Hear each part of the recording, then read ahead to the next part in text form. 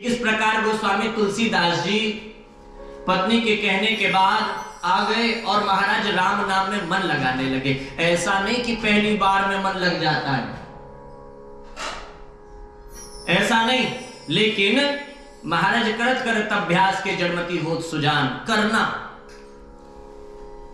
महाराज कथा हो गई और लेकिन चैन कब तक नहीं मिला गोस्वामी तुलसीदास जी को, जब तक राम जी मेरे सामने न आ जाएं, जब तक प्रभु को मिल ना ले, जब तक मैं प्रभु को इन आंखों से देख ना लूं। और ये तब बनती है बात जब भीतर इतनी प्यास हो परमात्मा से मिलने के लिए। महाराज ऐसी ऐसी ललक लगे, ऐसी ऐसी चाहना लगे। मुझे याद है वृंदावन की एक कथा, वृंदावन के एक भक्त महाराज कुटिया बनाकर रहते थे।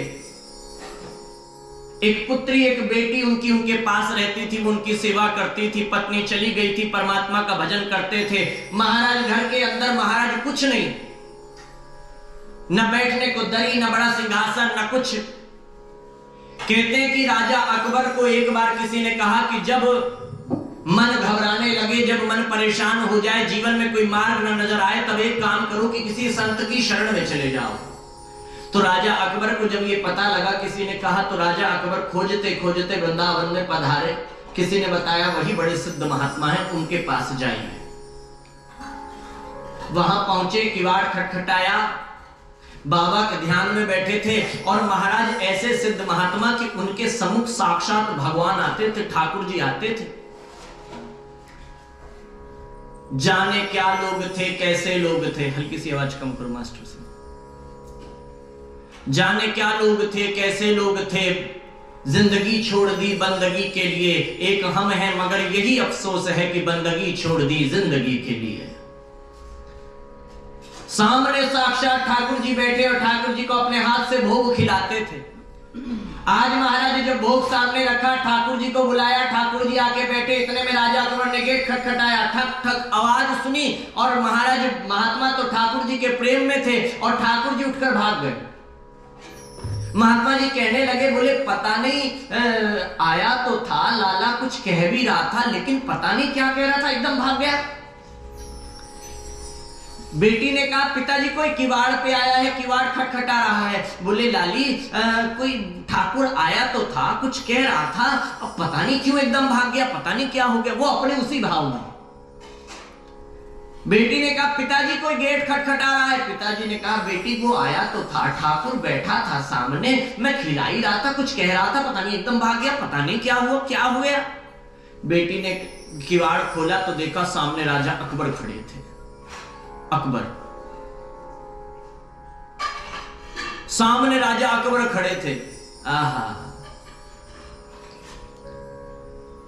बेटी ने राजा को देखा, पिताजी से कहा, पिताजी अकबर पधारे हैं। पिताजी ने कहा, बेटा ठाकुर आया तो था और कुछ कह रहा था, पता नहीं क्यों एकदम भाग गया। बेटी ने हिलाया, पिताजी राजा पधारा है, राजा अकबर आया है, अकबर। होश में आए पिताजी, राजा को प्रणाम किया, राधे राधे। राजा अकबर ने प्रणाम किया। कुटिया में देखा, साधु ने अपनी पुत्री से कहा, बेटी से कहा, बेटी हमारे घर राजा पधारे, बैठने के लिए आसन लाओ, पीने के लिए जल लाओ। महाराज कहते हैं कि बेटी ने कहा, पिताजी आसन जो है ना बैठने के लिए, उसको तो बकरी खा गई। कौन खा गई? कौन खा गई? जोर से बोलो। हाँ, उसको तो बकरी खा गई। मतलब आसन के नाम पे क्या थी? घास फूस, जिसको बिठाकर महाराज राजा बैठ जाए, बस इतना। राजा ने कहा, महात्मा आप तो बड़े गरीब हैं, आपके पास कुछ नहीं है, मैं राजा हूं, आप मांगिए मुझसे क्या चाहते हैं, मैं आपको कुछ देना चाहता हूं। आज कोई आ जाए हमारे सामने और कहे कि महाराज मैं बड़ा धनवान व्यक्ति हूं, बताओ तुम्हें क्या चाहिए, तो इतनी लंबी लिस्ट होगी। बोले रुक जा, 2-3 दिन लगेंगे लिस्ट बनाने में, क्या क्या चाहिए। हाँ, इतनी लंबी लिस्ट है, ये चाहिए, ये चाहिए, ये चाहिए, ये चाहिए, कुछ नहीं चाहिए साहब।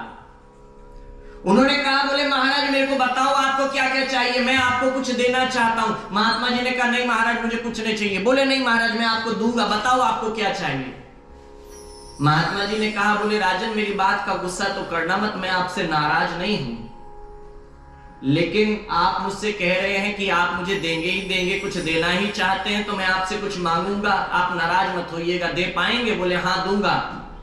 बोले महाराज अगर देना चाहते हो तो इतनी कृपा कर दो कि आज के बाद कभी मेरे द्वार पे मत आना। अगर देना ही चाहते हो तो बस इतनी कृपा कर दो कि आज के बाद कभी मेरे द्वार पर मत आना। राजन ने कहा पैसा क्यों कह रहे हैं? बोले महाराज जिसके आने से मेरा ठाकुर मेरी आंखों से दूर चला जाए, मुझे ऐसे व्यक्ति की आवश्यकता नहीं है साहब। ऐसे व्यक्ति का क्या करना? ऐसे व्यक्ति की आवश्यकता नहीं जिस व्यक्ति के आने से मेरे हृदय के परमात्मा, मेरे हृदय का भजन, मेरे जिंदगी का सुकून, मेरे जीवन की शांति दूर हो जाए। ऐसे व्यक्ति का मेरे जीवन में कोई स्थान नहीं है।